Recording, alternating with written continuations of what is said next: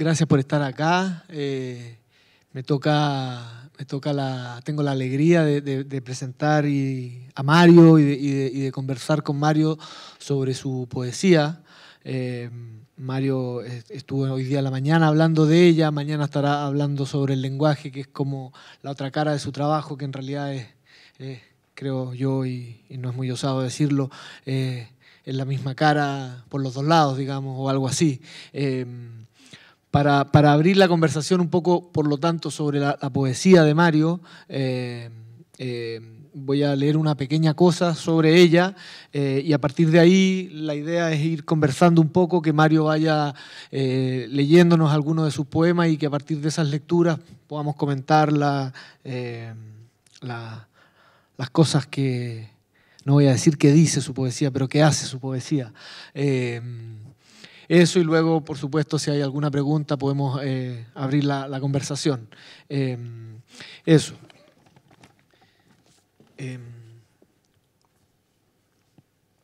Entonces, por supuesto, muchas gracias a Puerto Ideas, al público presente, a Mario por estar acá y a las varias editoriales chilenas que han publicado en la última década buena parte de su obra poética y filosófica que hoy celebramos.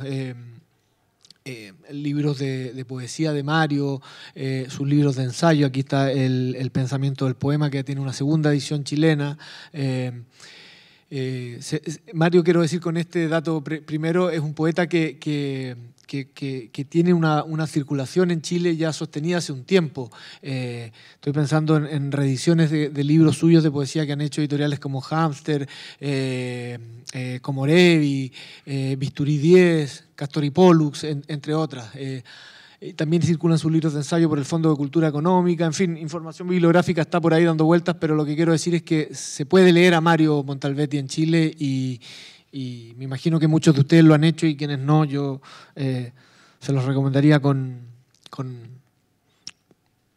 mucho entusiasmo, digamos. Nadie dice nada, nadie dice todo. Montalbetti es un ensayista, un pensador del lenguaje y un gran poeta peruano. Esto último, en lo que hoy nos toca concentrarnos, un gran poeta peruano, no es llegar y decir, viniendo como viene Montalbetti de una tradición donde están César Vallejo y Blanca Varela, Antonio Cisneros, Rodolfo Inostroza o Jorge Eduardo Eyelson, por solo mencionar 5 nombres clave y quizá conocidos para muchos de ustedes. Mi lenguaje no es de este mundo, pero mis palabras sí lo son, dicen unos versos de Fin Desierto, largo poema de final alucinante que Montalbetti publicara hace ya casi 30 años y que bien podrían dar cuenta de la tensión en la que trabaja su escritura. Montalbetti ha sido un tenaz indagador del pensar del poema, no en el poema, sino del poema. ¿Qué? No en qué piensa el poema.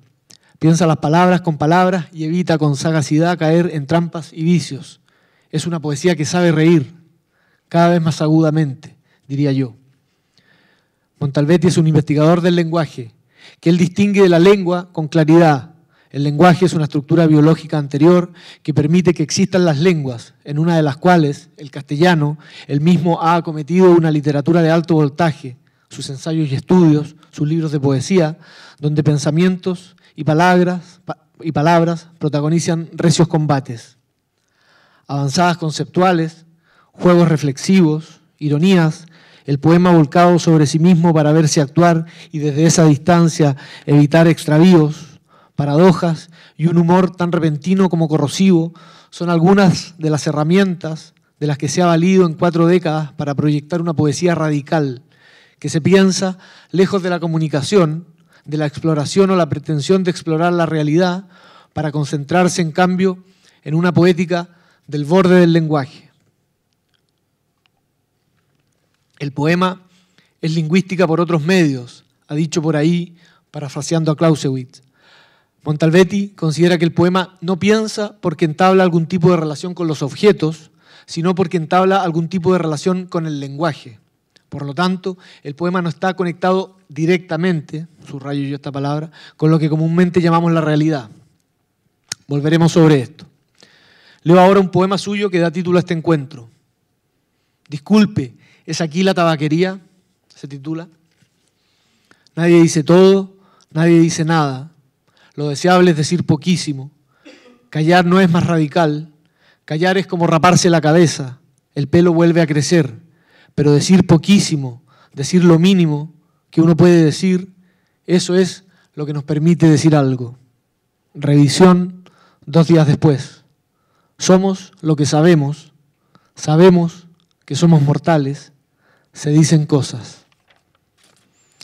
Escritura que extraña y atrae con igual fuerza.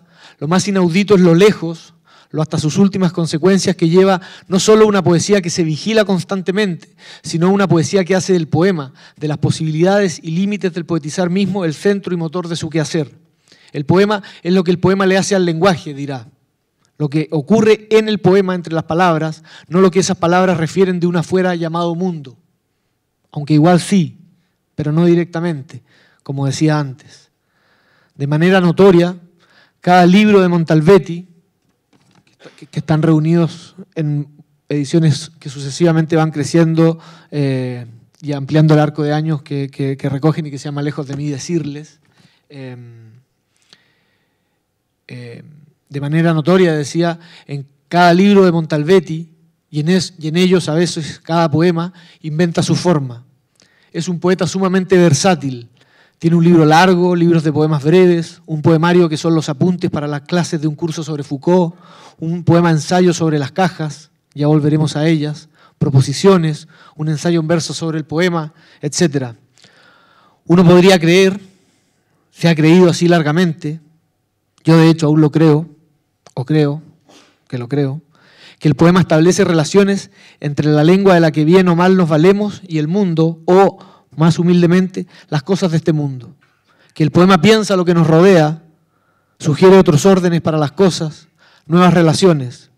Para Mario, rival de metáforas y significados, más bien el poema le pone nombres nuevos a los nombres que les ponemos a los objetos y permite, en ese hacer, avisorar, entrever los límites del propio lenguaje, mirar hacia su afuera como por un visillo.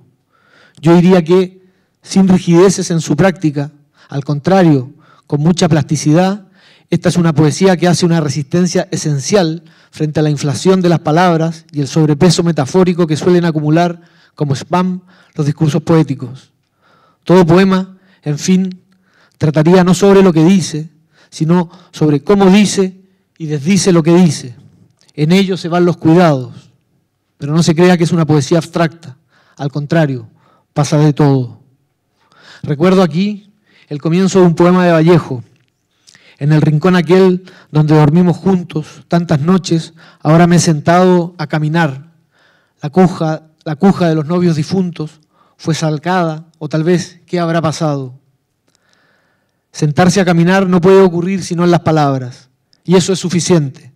En esa dimensión se juega su partido todo poema. Sin embargo, aunque no sea lo principal, o siquiera tan relevante, esa imagen, la de un hombre que se ha sentado a caminar, recoge una experiencia reconocible, más o menos común. Aquella intuición, la de que somos no uno, sino multitud, digamos, el lenguaje, en sus usos centrales, corrientes, comunicativos, no tiene cómo decirla. La poesía opera de otras formas, quitando y esparciendo sentidos, reorganizando la lengua. Montalvetti la lleva en eso a las encrucijadas más abismantes, vadeando todo tipo de ilusiones y espejismos. Como dijo Mario al escribir sobre Antonio Cisneros, en la poesía hay vías de acceso a lo real, pero requieren de un pequeño rodeo. Y en eso, la de Montalvetti es una palabra que, en cierto modo, nos cuida de la palabra. No es poca cosa, perdón por el litote, es una gran cosa para estos tiempos de palabras descuidadas o agresivas. Gracias.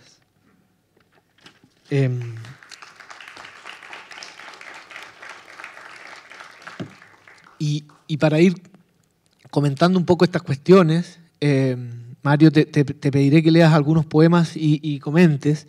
Y para empezar, me gustaría pedirte que al hilo de estas notas difusas que he compartido, te refirieras al anhelo de ese, comillas, lenguaje del piloto, del que leemos en Objeto y fin del poema, que aquí yo lo tengo en la página 253, no sé si tú lo tienes a la mano. Sí.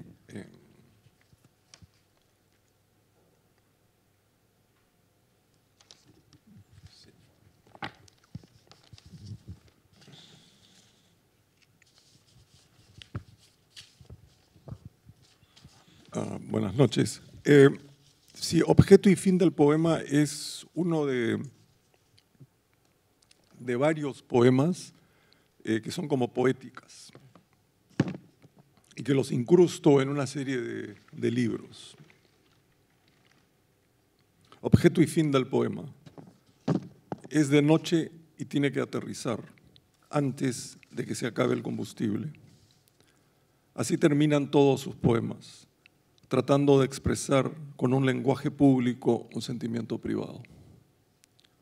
Su ambición es el lenguaje del piloto, hablándole a los pasajeros en medio de una situación desesperada. Parte engaño, parte esperanza, parte verdad.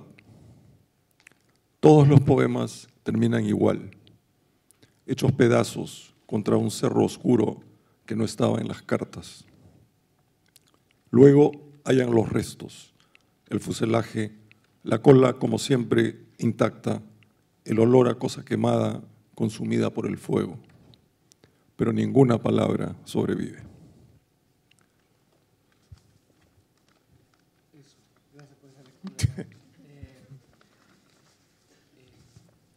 Y tal vez eso se pudiera contrastar con otro que es un poco más, entre comillas, liviano, pero va más al punto, que es uno que se llama Poema en homenaje al V Congreso Nacional de Filosofía del Lenguaje, Huampaní, 26 al 28 de junio del 2010. ¿Cuál es la diferencia entre una vaca y el lenguaje? Una vaca, ¿qué es una vaca? Una vaca pase al lado del camino. El camino da un rodeo y lleva hasta el granero. La vaca cruza el camino sin rodeos. El lenguaje no puede hacer eso. Pero puede hacer algunas cosas.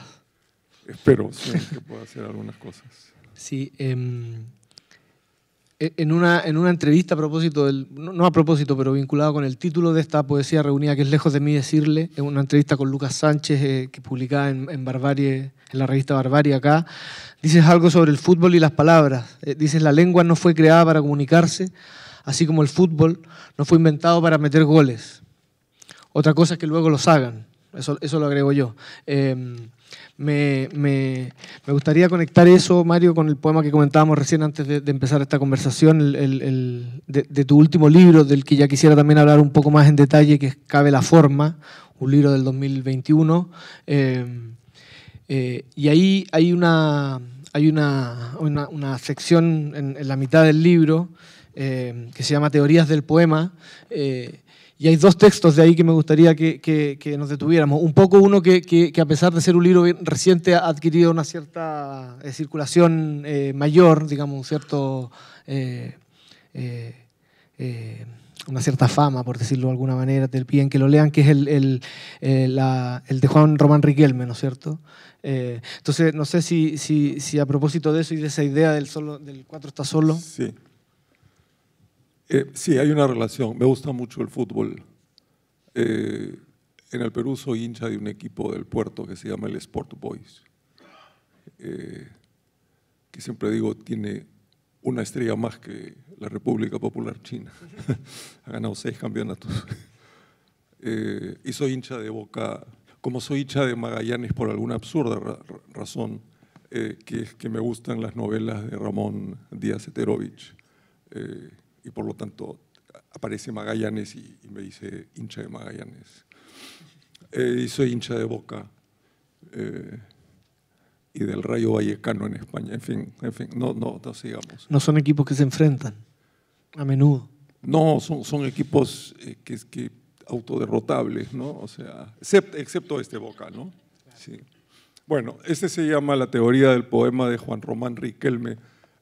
Para los no futboleros, bueno, Juan Román Riquelme es un gran jugador de fútbol y cuando menciono el 4 es el lateral derecho en la jerga argentina del fútbol. Okay. La teoría del poema de Juan Román Riquelme.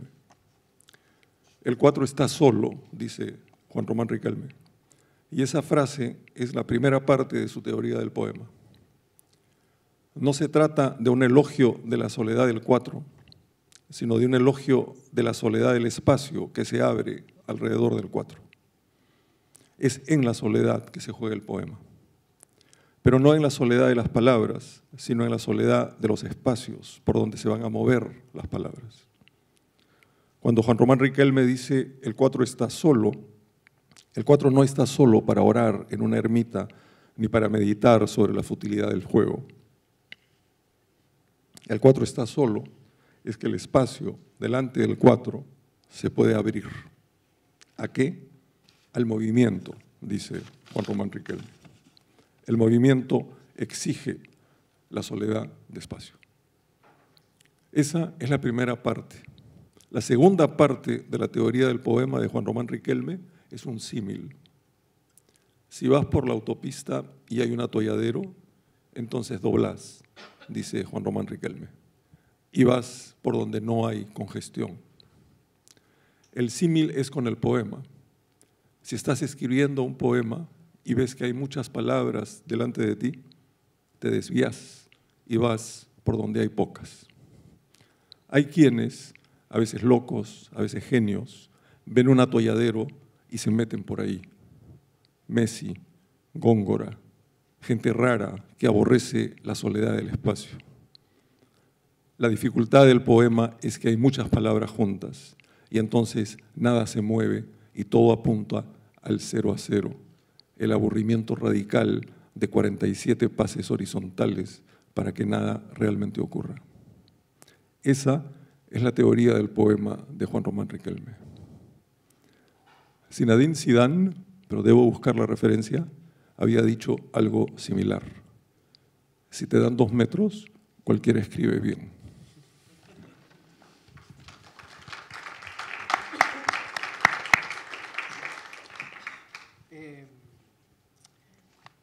Perdón. Del poema, Mario, me gustaría preguntarte una cosa puntual, que es cuando da esta imagen en la segunda parte de la poética, ¿no es cierto? Dice, hay quienes, a veces locos, a veces genios, ven un atolladero y se meten por ahí, Messi, Góngora, gente rara que aborrece la soledad del espacio.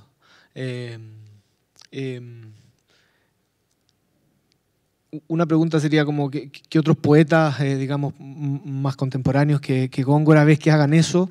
Que entiendo aquí en esta descripción sería como más un camino excepcional y más osado, en el sentido de que sería meterse justamente por donde esta poética, digamos, no digo tú, no recomienda ir, digamos, que es justamente donde están las palabras. ¿Qué sería ese escenario? Donde están las palabras, ese atolladero.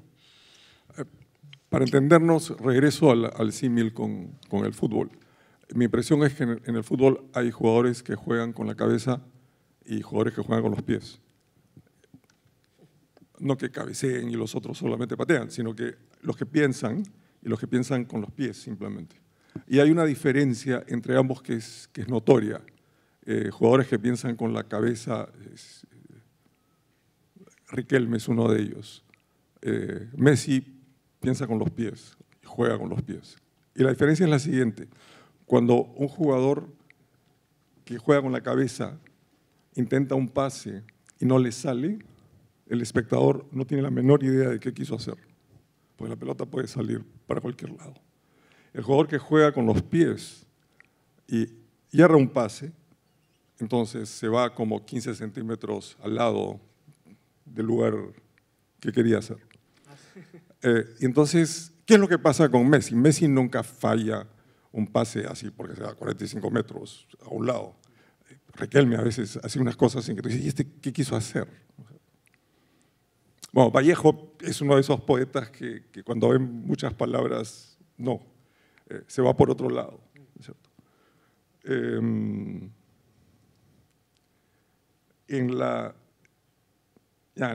En fin, hablaré solamente de la poesía peruana, me imagino.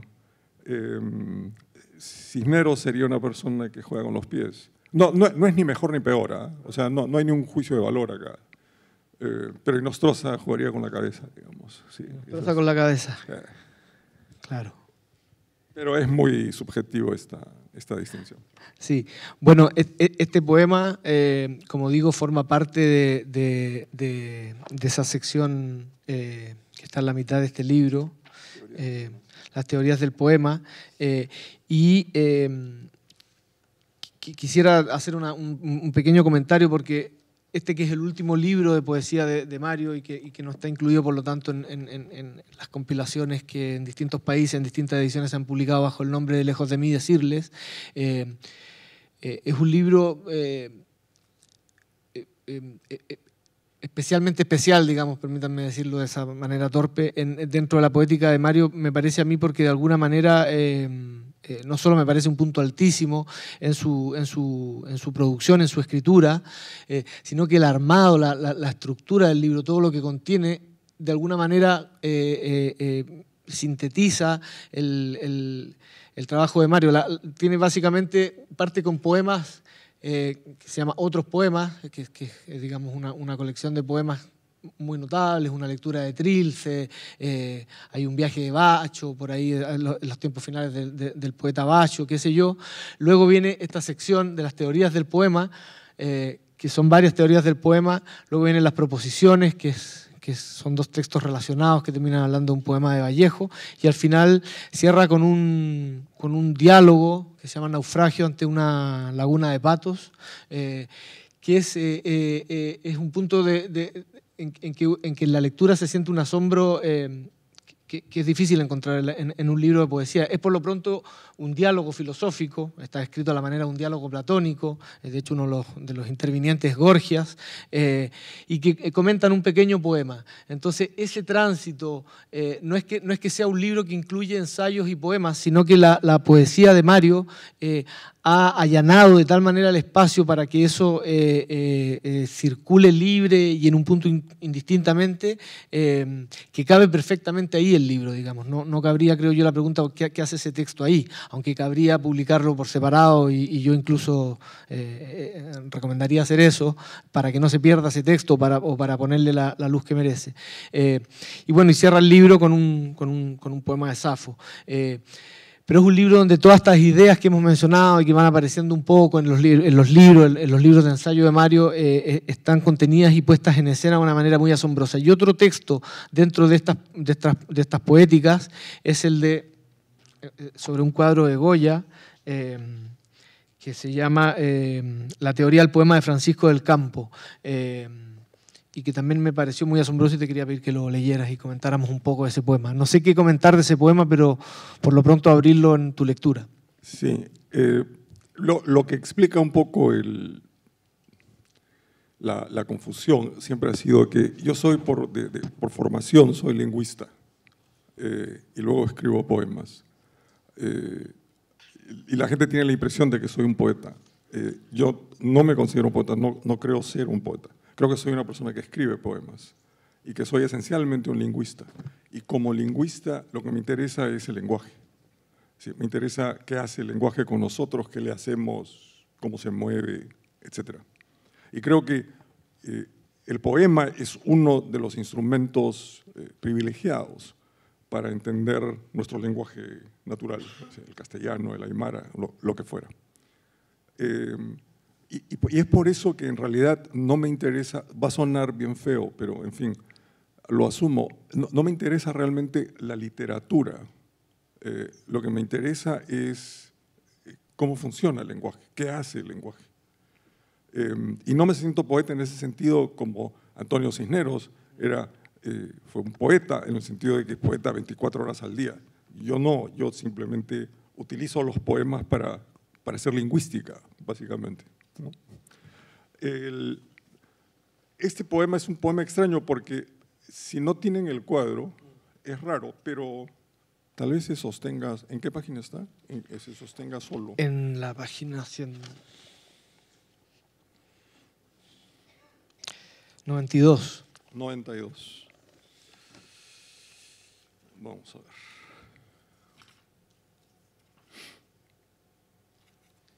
Así. Y es un cuadro de Goya. El poema se llama La teoría del poema de Francisco del Campo. y es un cuadro de Goya, un óleo sobre lienzo de 1784, que se llama La familia del infante Don Luis. El infante Don Luis está sentado jugando a las cartas. Un peluquero peina a su mujer. Hay niños, niñeras, preceptores, secretarios. Y está Goya, pincel en mano ante un lienzo en blanco. Son 13, más Goya son 14. Todos miran cosas. Unos miran a Goya, otros a Don Luis, jugando las cartas. Otros miran de frente, otros de costado. Goya mira al segundo de la derecha. Lleva levita marrón y un tocado blanco en la cabeza. Parece un enfermo mental. Es Francisco del Campo, secretario, que mira y sonríe. Es el único que sonríe. No solo sonríe, hace una cosa rara con sus pies, como si fuera a bailar. Goya lo mira. Del Campo ha entendido lo que está ocurriendo. Es el único que sonríe, el único que ha descubierto el truco del cuadro. El truco del cuadro que Goya aún no ha pintado y que ciertamente no es el retrato de un grupo de personas alrededor del infante Don Luis jugando las cartas. El truco del cuadro es que hay un espejo delante del grupo. Los personajes se miran al espejo, son espectadores de su propio funeral, meninas distraídas. La continuación normal sería descubrir que Goya es zurdo y que la imagen que vemos es la del espejo. Pero esto no es ficción, esto es una teoría del poema. Goya no es zurdo. El cuadro que Goya está por pintar no existe. No es un apacible sábado por la tarde. Tiempo después, preguntado por el cuadro, Del Campo dijo: Goya pintó un lago y aves y nubes que amenazaban borrasca. Es la teoría del poema de Francisco del Campo. Vean el cuadro ese, se conecta bien. Estaba pensando, Mario, a propósito de la distinción que hacías antes y de cómo te piensas a ti mismo, que quizá esta condición de objetos de investigaciones sobre el lenguaje de tus poemas es algo que se ha ido marcando, que se ha ido acentuando en tu escritura, en tu obra, digamos, al punto que lo llegues a plantear así. Pero, por supuesto, me parece es evidente que el hacer estas investigaciones lingüísticas, que es un poco lo que hace ese poema con un cuadro, ¿no es cierto? Entender cómo funciona, entender los mecanismos, y en el escudriñar esos mecanismos, en el pensar esos mecanismos, acontece y sucede y se da el poema. Pero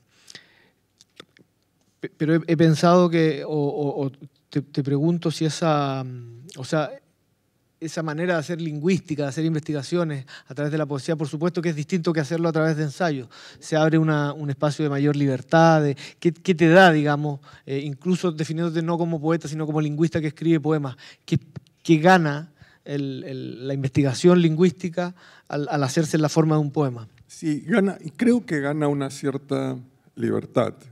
Tú mencionaste uno de mis libros en la presentación, que es Cajas, que apareció en el 2012, y que es un libro que ha sido clasificado como inclasificable.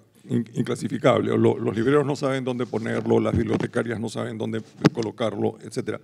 Porque es un libro que está en verso, digamos, pero es un ensayo filosófico sobre el lenguaje.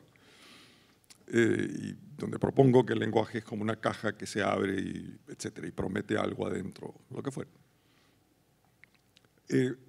Que nunca es lo que está dentro. Que nunca coincide con lo que está dentro. Entonces, lo que trato es de unir la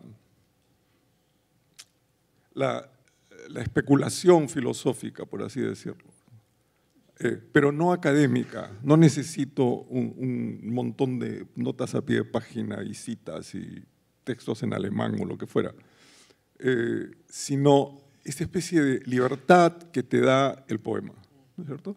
Que es la libertad de hacer un verso que cae en el siguiente, que cae en el otro, y que le da al texto un cierto ritmo, que es lo que a mí me interesa, porque creo que el pensamiento es un movimiento. O sea, cuando pensamos, nos movemos de determinada manera.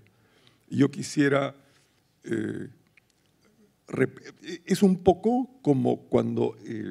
esto es muy pretencioso, pero es lo que me gustaría hacer. El gran músico de jazz, Miles Davis, ¿no es cierto?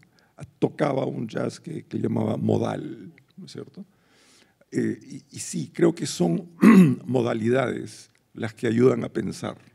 Y son modalidades las que ayudan a pensar en un poema. Y con esas modalidades se combinan con la especulación filosófica o conceptual, o como quiera llamarse, se produce algo, que es lo que estoy buscando, que no es poema, por así decirlo, y que no es ensayo, ¿no? Sí, ya me gustaría, antes de abrir la palabra, volver a Cajas, pero antes aún, hay dos cosas que me gustaría tocar un poco en estas investigaciones filosóficas, lingüísticas. Hay, no digo un propósito ni un objetivo, digamos, pero sí se da una cosa en la que también he leído reflexionar en tus ensayos y en entrevistas, en particular en la que citaba antes, dices, si yo digo, esta frase tiene 6 palabras, eso es falso, ¿no es cierto? Porque tiene 5, por lo tanto la negación de una falsedad debería darme una verdad. Pero si yo vengo con esta frase no tiene 6 palabras, eso debería ser falso, pero es verdadero. Este es un típico ejemplo, dice Mario, contra los cuales deberíamos tener algún tipo de salvaguarda. Entonces también me gustaría hablar un poco de esa idea del poema en lo que pueda tener de salvaguardas y de qué nos salva. En la mañana, cuando hablé en la Universidad de Valparaíso, en la Facultad de Sociales, decía que el poema se parecía a las paradojas de Zenón. Zenón de Elea, el gran filósofo griego, produjo una serie de paradojas que son muy famosas. En una, si un arquero dispara una flecha hacia un blanco, dice Zenón, la flecha nunca llegará al blanco, porque en el trayecto que va desde que sale del arco hasta que llega al blanco, en realidad tiene que pasar por un punto medio, que es la mitad del espacio. Pero para llegar a ese punto medio, tiene que llegar al punto medio de ese punto medio. Y luego tiene que llegar al punto medio, etcétera. En el sentido de que el espacio es infinitamente divisible. Y si el espacio es infinitamente divisible, la flecha nunca llegará a destino. La otra famosa es la paradoja de Aquiles y la tortuga.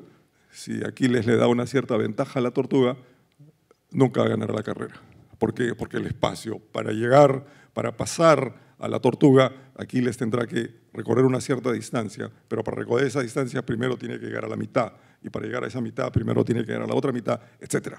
O sea, el espacio es infinitamente divisible. Y todo el mundo se ríe y dice, jaja, qué ingenioso es Zenón, o qué idiota es Zenón.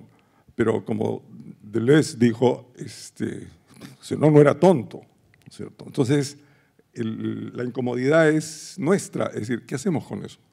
Es simplemente una broma, es simplemente un chiste, etc.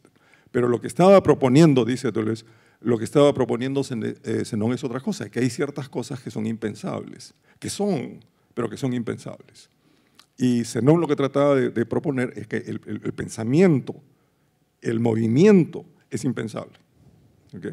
Creo que el poema se parece a eso. El poema a veces, no siempre, pero a veces el poema produce paradojas en ese sentido, que produce ciertas cosas que no son expresables discursivamente, y en ese sentido son impensables. Solamente son pensables en el mismo poema, con las mismas armas del poema. Y por eso decía en la mañana, que estaba una conferencia dedicada a la lectura del poema, que leer un poema debería ser un acto tan violento, radical, malhumorado, de mala educación, como cuando lo escribimos. Cuando escribimos poemas nos declaramos rebeldes, locos, nos vamos contra el sistema, no me importa la gramática, que muere el gobierno, me voy en contra del universo, soy un anarquista, etc. Y luego a cualquier poeta, perdón, le dicen, a ver, lee este poema y haz una lectura de este poema. Y los poetas somos todos unos borreguitos. Uy, sí, el poema quiere decir que el desamor es un desastre y que uno debería ser amado y que el mundo es muy bonito. La pregunta es, ¿por qué no somos insolentes cuando leemos el poema? ¿Por qué no somos agramaticales? ¿Por qué no nos rebelamos contra el poema mismo? ¿No es cierto? Y eso es lo que tiene de paradójico a la Zenón el poema, que por un lado infunde respeto porque no sabemos cómo hacerle, pero por otro lado también es un objeto incómodo porque no sabemos qué hacer con él. Más allá de declararlo, ah, mira qué divertido, me gusta este. Pero si fuera solamente eso, el poema sería un adorno.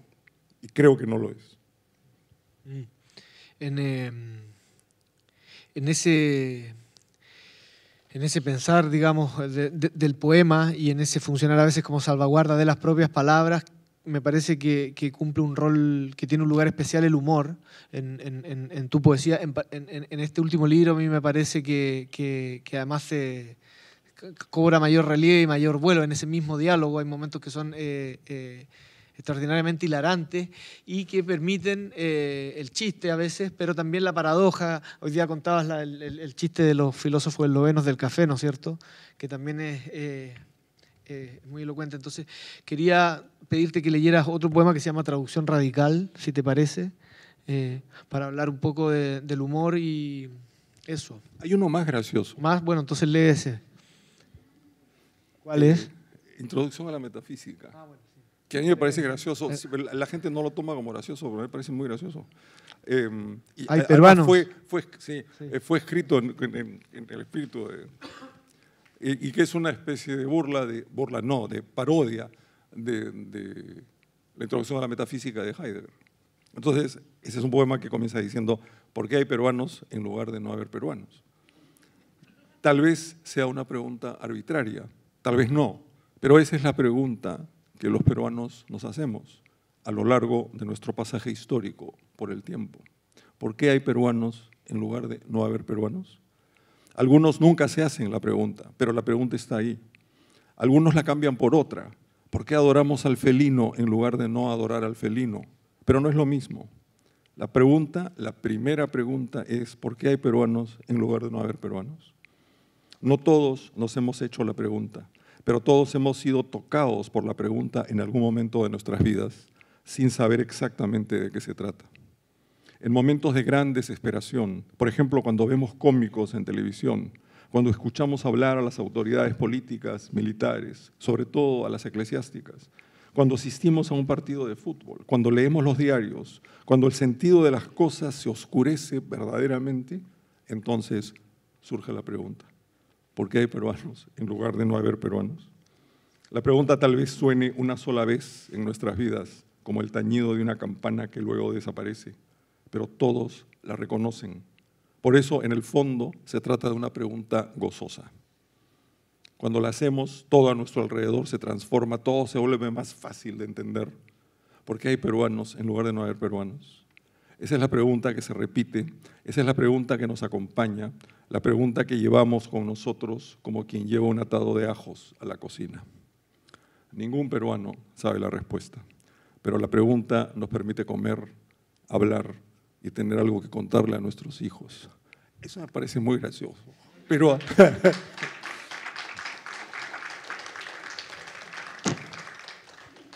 el poema fue suscitado por un ex obispo de Lima, arzobispo de Lima, un imbécil que se apellida, vive en Roma, Cipriani, que en una homilía dijo, no es un accidente ser peruano. Filosóficamente me quedé perplejo y yo dije, ¿por qué hay peruanos en lugar de no haber peruanos? Dije, ¿no? Pero sí, me pareció que era una respuesta humorística a este tipo. Oye, Mario, una última cosa antes de a ver si alguien que tiene alguna pregunta. Hablábamos recién del libro Cajas, que es de hace 10 años, hay una edición más reciente. Claro, también a propósito de lo que decía en la mañana, ¿cómo lo lee uno? Yo lo leo desde la poesía o como libro de poesía, y uno va entrando en la descripción del pensamiento en torno a una caja, a los tipos de caja, a la relación con los objetos que tienen las cajas, y hay un momento del libro en el que uno empieza a quedar un poco más colgado, pero el poema ya te tiene adentro, ¿no? Entonces también, desde el punto de vista del lector, la lingüística al desarrollarse por ahí también se abre de otra manera. No solo es la libertad la que gana el que escribe. Y luego en cada lectura uno puede ir avanzando un poco más, pero hay que retroceder. Sí, porque el poema dice, digamos, avanza a cierto punto y ahí comienza, todo se vuelve más farragoso y pantanoso y el avance es un poco más complicado. Pero uno ya está ahí. Pero uno ya está ahí, sí. Sí. Eso, y bueno, ese libro creo que también se podría pensar cajas, digamos, que va pensando las cajas, como para terminar hablando un poco o relacionando con la poesía chilena, hemos hablado de la peruana, son tradiciones altas y amigas. Hay una tradición pequeña dentro de la poesía chilena de cajas que a mí me ha interesado siempre mucho, que parte probablemente, pueden haber más antecedentes, a veces cuando he escrito algo de esto me llegan recriminaciones de algunas que quedaron fuera, pero 4 hitos serían los artefactos de Nicanor Parra, ¿no es cierto?, que es una caja de postales con textos dibujados por Tejeda, luego la poesía chilena de Juan Luis Martínez, luego Cartas al azar, que es una caja que hace Elvira Hernández con Verónica Sonde, que el año 89, el lenguaje del tarot, y luego hay otras cajas, por ejemplo, una de Mauricio Redolés, en que hace una reedición de su disco Bello Barrio y que dialoga con la de Juan Luis Martínez. La de Juan Luis Martínez tiene una bolsa con tierra del Valle Central, la de Redolés tiene una bolsa con tierra del barrio Mapocho, donde vive, en fin, se hace ahí una tradición, no sé si la conoces, si la piensas. El canto a su amor desaparecido también es. Tiene estos nichos formato, sí, con que esas, son cajas, sí, esas solapas, ¿no?, que lo hacen caja. Sí. No, sí. Y tiene los dibujitos adentro, en la parte los central. Nichos. Sí, los nichos, claro. Sí. Sí, y de alguna manera lo que hace Diego Maqueira con los collages, digamos, son como cajas a lo Cornell, ¿no? Claro. Que pone cosas. Sí. En mencionaba eso en una entrevista a Zurita, Maqueira y Martínez como 3 ejemplos, de entre otros, donde la poesía chilena se hace diálogo, más que ese diálogo con la visualidad, esa vida común, ¿no? Sí, sí.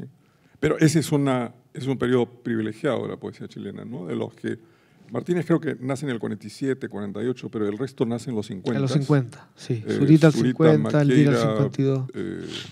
Pero hay que incluir a Carlos, ¿no? A Cosiña, digamos. Y Elvira Hernández es la misma promoción, digamos, ¿no? Que es extraordinaria.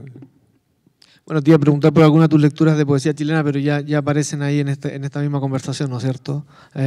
Sí, ese periodo me fascina. Conozco mucho menos de lo que aparece después de Yanko, digamos, González, la más reciente. Lo que, antes de que se convirtiera en prosista, lo que hacía Jaime Buenún me interesó mucho, me pareció muy bueno. Pero la más reciente no la conozco. Otro relativamente corto, que es otra poética, que se llama Como Walcott, que es uno de mis poetas favoritos. Como Walcott, escribo a mano con un lápiz mongol número 2, mal afilado, apoyando hojas de papel sobre mis rodillas. Esa es mi poética. Escribir con lápiz es mi poética. Si alguien pregunta como quién quiero escribir, respondo como Walcott. Esa también es mi poética. También esperar a que ella me muerda el cuello es mi poética.